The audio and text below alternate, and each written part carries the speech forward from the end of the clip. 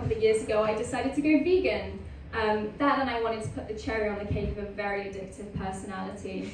I was doing some vegan baking with my friend Becky over the Christmas break, and I had to explain to her what a flaxseed is. So you crush up flax seeds and add water, and you can use that as a substitute for eggs in baking. And she said to me, "Lydia, you remind me of a flax egg."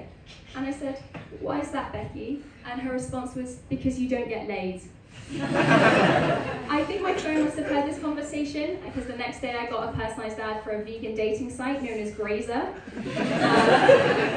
I've never downloaded a vegan app before, but when it asked if I was okay with cookies, instead of terms and conditions, there was just an asterisk that said may contain milk. So I had a look at some profiles, and I came across a guy, let's call him Sam, because that's his name. And it said in his bio that he's vegan and gluten-free. A lot of animal rights people get tattoos for their cause. I imagine Sam just has "thank fuck for quinoa" across his shoulder. For context, I did try a gluten-free pizza a couple of months ago, and I genuinely think if I'd taken the cardboard bit at the bottom and put that in the oven, I would have had a more delicious and nutritious meal.